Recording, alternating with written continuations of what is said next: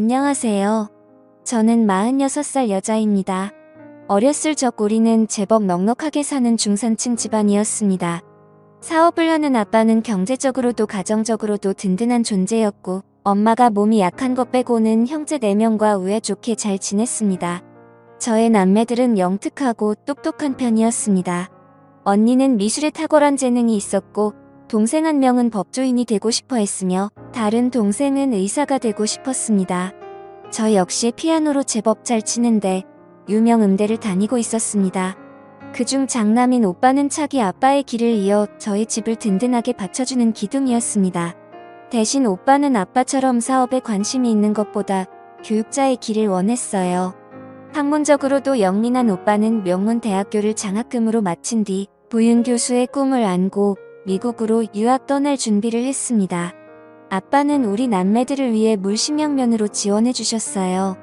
꿈을 잘 키워야 한다. 꿈을 꾸게 된다면 그것을 이룰 수도 있는 법이야.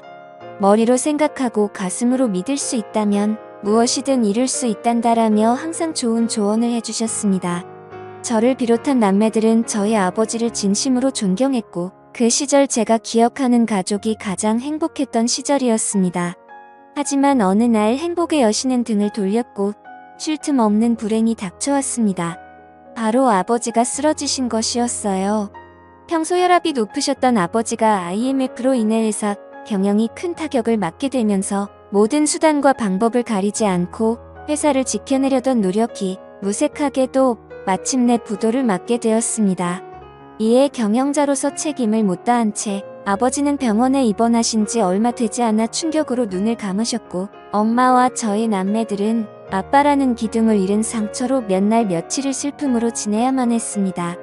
아버지의 장례를 치르자마자 우리는 또 다시 현실을 마주해야만 했습니다. 회사의 막대한 채무로 인해 주변 곳곳에 차압딱지가 붙었고, 제 경제적 상황은 나락에 떨어지고 말았습니다. 엄마 역시 큰 충격을 받아 병원에 입원했고, 저희 형제들은 한자리에 모아 어떻게 이겨내야 할지 고민했습니다. 당시 오빠는 연락을 받고 공부 중인 미국에서 돌아온 상황이었고, 언니와 저는 대학생, 동생들은 중학생과 고등학생이었습니다. 오빠는 하던 공부를 그만두고 한국으로 돌아오기로 했고, 오빠를 비롯한 언니와 저는 돈을 벌어 어떻게든 집안을 끌어나가는 쪽으로 결론을 내렸어요. 아빠가 남긴 빚과 엄마의 병원비, 동생들의 교육비까지 생각하면 일단 닥치는 대로 돈을 벌어야 했습니다. 언니는 4학년 마지막 학기에 졸업 작품 전시만 남겨놓고 휴학을 했고, 저는 2학년 재학 중 휴학했습니다. 저는 피아노 전공이라 주로 연주 아르바이트를 많이 했는데, 휴학을 하고 본격적인 돈벌이에 뛰어들면서 한 친구가 상황의 소식을 듣고 제게 정보를 하나 주더군요. 사실은 강남 쪽에 밤에 연주하면서 손님을 많이 모으는 바가 있는데, 소문을 듣자니 그쪽에 돈을 그렇게 많이 주는데 하는 애들은 그것만 한다고 너도 한번 가보는 게 어때? 라고 했습니다. 전 처음에는 기막힌 나머지 친구를 다그쳤어요. 너 무슨 말이 그래? 우리 집 이렇게 되니까 내가 우스워 보여? 밤에 연주하면서 손님들 맞는 일을 하면 딱 봐도 그렇고 그런 일이잖아. 너 친구도 아니야 라고 불같이 화를 냈지만 사방에 돈 들어가리 천지였던 저는 오랜 고민 끝에 결국은 눈 감고 발을 찾아가고야 말았습니다. 그때 그 발을 찾아갔던 게 제 인생을 송두리째 바꿔버릴 줄은 생각도 못했네요. 나이든 사장과 화장을 짓게 한 실장이라는 여자가 저보고 면접을 보더군요. 학교가 괜찮으니 연주 솜씨는 굳이 안 봐도 되겠고, 얼굴이랑 몸매도 뭐 그 정도면 준수하고 우리 단골 손님들이 좋아하겠네요. 우리 반은 다른 곳이랑 다르게 수준 높고 점잖은 분들만 오셔서 크게 문제될 건 없을 거예요. 손님들 관리만 신경 쓰면 팁도 두둑하게 챙겨받아 꽤 짭짤하게 벌어갈 테니까 열심히 잘해봐요 라고 얘기를 하니 벌써부터 심장이 두근두근 거리더군요. 저는 가족한테는 연습을 핑계로 당분간 학교 근처 친구네에서 지내다가 그날 밤부터 바로 근무에 돌입하기로 했습니다. 실제로 저와 같이 일하는 아가씨들은 저와 같이 음대생들이었고 전공도 가지각색이었어요. 바이올린, 피아노, 블루, 트럼펫, 큐바 등등 악기 편성 또한 다양했습니다. 주로 클래식이나 재즈를 연주했고 손님들의 호응에 따라 지목받 음연 곁으로 가서 맞춰주었습니다. 바에서 말한 대로 점잖은 고객들이 대다수 많이 오긴 했지만 간혹 멍멍이 같은 손님들도 들리고는 해서 그야말로 손님복은 복불복이었습니다. 주로 옆에서 잔을 채워주고 말도 묻어주는 일을 했지만 간혹 분위기 취해선을 넘는 위험한 제안도 많이 받기도 했어요. 그런 손님들 간상이 떼버리고 제가 벌었던 수입은 낮에 뼈 빠지게 번 수입과는 비교도 되지 않을 만큼 많았습니다. 저는 기쁜 마음에 동생에게 용돈을 팍팍 줬고 엄마의 밀린 병원비도 납부했어요. 언니 오빠는 제게 어디서 돈이 나서 그렇게 많이 쓰냐고 하는데 사실대로 말할 수 없었던 저는 어영부영 넘어갔습니다. 그러던 어느 날 바에서 피아노 연주를 하고 있던 저는 누군가의 지목을 받게 되었습니다. 앞볼을 두고 익숙하게 손님의 옆으로 갔는데 근데요 아저씨가 여긴 어떻게 오셨어요? 저를 지목한 손님은 다름 아닌 제가 아는 아버지의 친구분이셨습니다. 아빠에게 어릴 적 고향 친구이자 사업 파트너였던 아저씨. 저의 남매들 어릴 때부터 하나같이 잘 챙겨주셨던 바로 그분이셨습니다. 반가운 마음에 인사를 하자 아버지 친구분은 웃으시더군요. 원래 내가 여기 단골이었는데 요새 일이 바빠 잠시 못 들렸거든. 이 근처에서 볼 일이 있어 머리 식힐 겸 잠시 들렀는데 내가 연주를 하고 있더구나 하고 술을 권유하시는데 저는 어찌됐든 손님은 손님인지라 잔을 채워드리고 아저씨와 잔을 부딪혔습니다. 아버지 친구분이랑 일하고 있자니 사실 자리가 불편하긴 했지만 당시에는 어찌됐든 반가운 마음이 커서 서로의 근황을 주고받기 바빴습니다. 참 아저씨 아들인 오빠는 잘 지내죠? 결혼했다는 소식 들었어요. 제 첫사랑이 사실 오빠였는데 아저씨랑 오빠랑 집에 놀러오면 언니랑 저랑 맨날 오빠 차지하려고 했잖아요. 아빠는 우리 속도 모르고 서로 사이좋게 놀아 말했고 그때가 불과 몇 년 전밖에 안 된 것 같은데 모든 게 너무 많이 바뀌어 버렸어요 라고 말하면서 저도 모르게 눈가가 붉어지며 눈물이 고이더군요. 아저씨는 제게 손수건을 내밀며 눈물을 닦아주고 안아주었습니다. 다 잊고 이제 새로 시작해야지. 지나간 과거를 붙들고 살아봤자 뭐하겠니. 앞으로 현실에 맞춰 살아야지. 앞으로 종종 너를 보기 위해 와야겠구나 하고 하시며 제게 수표 몇 장을 꺼내 쥐어주셨습니다. 아저씨의 마음이 따뜻해 저와 얼마나 고맙던지요. 그때까지만 해도 전 아저씨가 무슨 마음으로 다가오는 건지 알 수 없었습니다. 아저씨와 저는 그 이후로 봐서 항상 만남을 가졌습니다. 처음에는 아빠 친구로서 제게 삶의 희망적인 조언도 주시고 좋은 말씀도 많이 해주셨습니다. 엄마 약값이나 하라고 따로 돈을 보태주기로 했어요. 그때마다 얼마나 감사하고 눈물 나던지요. 아빠가 좋은 친구를 두신 덕분에 우리가 힘이 되는구나 싶어 항상 고마움을 갖고 살았습니다. 그런데 점차 시간이 갈수록 집안일부터 개인적인 일까지 대화를 시작하다가 시간이 갈수록 점차 원치 않는 말들까지 듣게 되어 당황스러웠습니다. 술에 취한 것도 아닌데 갑자기 이런 말을 하더군요. 부인이랑 정내미가 떨어진 지 오래야. 몇 번이나 아들 생각해서 계속 붙잡아 살아줬는데 영 재미가 없어. 아들도 장가 보내겠다. 나도 이제 내 청춘 좀 찾고 싶은데 요새 내가 어느 여자와 사랑에 좀 빠졌거든요 라고 얘기하면서 절 보고 제 손을 잡는데 저는 순간 온몸에 소름이 돋아 어색하게 웃으며 손을 빼내었습니다. 그래서 제 손을 다시 잡는 아저씨가 말했습니다. 너 나랑 만나볼래? 너 돈 필요하다며 이런 데서 일하지 말고 차라리 나랑 연애하면 내가 여기서 일하는 월급보다 더 많이 줄게. 여기저기 남자들과 얽힌 것보다 차라리 나랑만 있는 게 깨끗하지. 네 아버지 우정 생각해서 좀 나이 먹으면 나중에 내가 너 시집도 보내줄게라고 하며 얘기했고 저는 도저히 못 참겠다 싶어 그 사람 얼굴에 잔을 부어버리고 자리를 박차고 나왔습니다.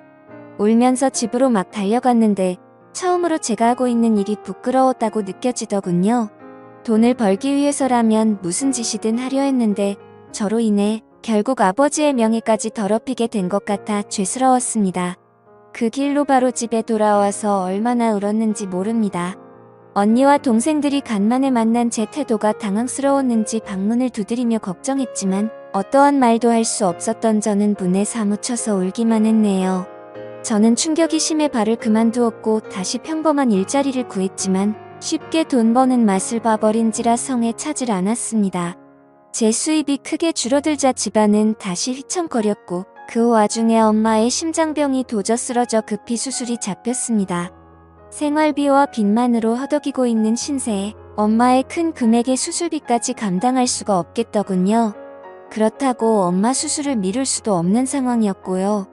저는 결국 국리 끝에 아저씨한테 연락을 했고 아저씨는 우습게도 제 전화 한 통에 병원으로 달려와 엄마 수술비로 큰 돈을 서슴지 않고 내놓았습니다. 가족들은 그 시커먼 속내도 모른 채 얼마나 고마워했던지 특히나 엄마는 감사하다며 아저씨 앞에서 감동받아 우시기까지 했습니다. 아저씨는 저희 가족들에게 힘들어도 조금만 힘내십시오.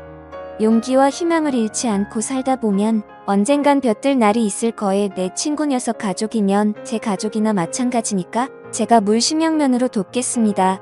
라고 든든하게 말하니 가족들 아저씨한테 다 넘어가 버렸습니다. 가족들의 환심을 산 뒤 저를 따로 불러 주소 하나를 주더군요. 이곳이 내 오피스텔 주소야.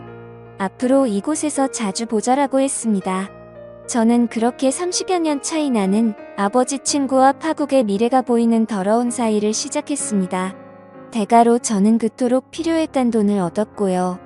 아저씨가 저를 어찌나 마음에 들어 있는지 말만 잘하면 원하는 금액을 쉽게 나오더군요. 저로 인해 조금씩 집안 환경은 나아지기 시작했습니다. 언니 마지막 학기도 잘 마쳤고 동생들 학원도 좋은 데로 옮겨 원하는 대학 진학을 위해 뒷바라지를 아낌없이 해줬어요. 집도 조금 나은 환경으로 이사하게 해줬습니다. 형제들은 제가 큰 돈을 벌어오자 처음에는 그 돈 어떻게 벌었냐고 캐묻고 의심했지만 점차 자신에게 돌아오는 혜택이 많아지니 입을 다물었습니다. 제가 돈을 내놓지 않으면 살 수가 없으니 뭔가 찝찝한 일을 한단 뭐라 할 재간이 없어 아예 입을 닫은 것입니다. 처음엔 곤란하지 않아 다행이다 싶었지만 한편으론 형제들이 무서워지더군요. 그러다가 교수의 꿈을 포기한 최학원 강사로 월급쟁이 노릇하고 있던 오빠가 저를 앉혀놓고 말했습니다. 나 사실은 미국에 있는 교수님께 연락이 왔어. 내 사정 알고 장학금 지원해 주시겠다는데 일단 미국에 들어가려면 최소한의 보증금이 필요해. 내가 나 좀 도와주면 안 될까? 이번이 나한테는 정말 마지막 기회라서 그래 평생 안 잊을게라고 말하는데 저는 오빠의 절실함이 가슴 안쪽까지 전해져와 모른 척할 수가 없었습니다. 그날 밤 저는 저를 찾은 아저씨에게 오빠가 필요한 돈을 요구했네요. 처음에는 금액이 커서 안 되겠다던 아저씨도 제가 술수를 부리자 결국 오빠를 위한 돈을 마련해 주었고 오빠는 그 길로 제게 고맙다는 말도 없이 미국으로 떠나버렸습니다. 그리고 그 이후로 20여 년이 흘렀습니다. 20년 동안 수많은 일들이 있었지만 사연으로서는 말로 못다하는 점 양해 부탁드립니다. 대강 큰 틀만 말씀드린다면 저는 그 이후로 그렇게 향후 몇 년간 아저씨의 첩생활을 하면서 아저씨 본부인에게 머리채도 잡혀보고 온갖 더러운 꼴 비참한 꼴도 당해보고 심지어 아저씨의 아이까지 갖게 되었습니다. 본부인으로 인해 집안에까지 모든 일이 알려지게 되었고 저는 가족들에게 돌이킬 수 없는 낙인이 찍혀왔습니다. 집안을 일으켜 세운 긍정적인 대가는 창으로 혹독했네요. 이혼모가 돼버린 저에게 아저씨는 시집 보내주겠다는 약속을 저버리고 더 어리고 예쁜 여자에게 마음을 뺏겨가 버렸습니다. 아이까지 낳고 첩생활하면서 받은 돈이 상당히 있음에도 불구하고 제 수중에 가진 재산은 얼마 되지 않았어요. 허나 정작 제 도움받은 형제들은 다 잘되어 떵떵거리며 잘 살게 되었습니다. 오빠는 돌아와서 그토록 바랬던 정교수가 되었고 집안 좋은 여자와 결혼을 했습니다. 모든 형제들이 오빠의 결혼을 축하했지만 저는 초대받지 못했습니다. 해냐 제가 알까봐 다들 쉬쉬했고 그건 다른 형제들의 일도 마찬가지였어요. 언니는 미대를 졸업해서 외국 사람과 결혼하고 한국을 떠났고 동생 한 명은 5급 행시에 합격해 공무원이 되었으며 다른 한 명은 의사가 되었습니다. 언니 시집갈 당시 모자르다는 혼수 자금 보태고 온갖 더러운 일 다 해가며 동생들 편하게 공부하게 등록금 다 대주고 공부 뒷바라지 해줬는데도 제 잘나서 얻은 권리인 줄 알더이다. 그들이 받은 돈 안에 숨겨져 있던 제 처절한 피눈물과 안을 철저하게 외면했습니다. 그나마 엄마 연락을 가끔 있는데 엄마도 다르지 않더군요. 누구 덕분에 엄마가 건강하게 지금껏 자식들 덕보면서 사시는 걸 아시는지 모르시는지 그날은 오빠 결혼식을 뒤늦게 알고서 섭섭함 왜 내게 청첩장을 보내지 않았냐고 말한 때였어요. 엄마가 제 가슴에 대못을 박는 말을 쏟아내시더군요. 저도 한때 반짝반짝 빛났을 때가 있었습니다. 피아노 연주로 콩쿠르에서 상도 받고 목표했던 대학에 입학해 풍부한 재능으로 장래가 충망되는 피아니스트였습니다. 저도 여느 가족들처럼 평범하게 원하는 꿈 찾아가 이뤄서 사랑하는 남자 만나 연애도 해보고 결혼도 해보고 그 사이에서 아이도 낳아 남들 못지않은 화목한 가정 꾸려가며 살고 싶었어요. 그렇지만 가족을 위해 모든 걸 다 희생했는데 그들은 단말 다 빼먹은 제 몸뚱아리가 쓸모 없어졌다고 이제와 그림자로 살려만 하는지 모르겠습니다. 창피하고 부끄러워하고 수치스러워하는 존재 크게 제 이름이 되어버린 지금의 현실을 제가 어떻게 이겨나가야 할지 모르겠네요. 게다가 제일 마음 아픈 건 지금은 저와 같이 살고 있지 않는 내 아들 대가로 그 아이를 얻은 건 엄마로서 행복이자 존재로서 불행이었습니다. 만약 제게 젊은 시절이 다시 온다면 아름다운 신의 선물 같은 싱그러운 날이 온다면 전 절대 저를 위해서만 살아갈 것입니다. 가족들이 잘 살게 된 것은 매우 기쁘고 좋은 일이지만 만일 가족들을 위해 인생을 낭비하지 않았다면 아마 부모 형제하고 등지지 않고 지금처럼 씁쓸한 결과를 맞이하지 않았을 거라 생각이 듭니다. 감사합니다.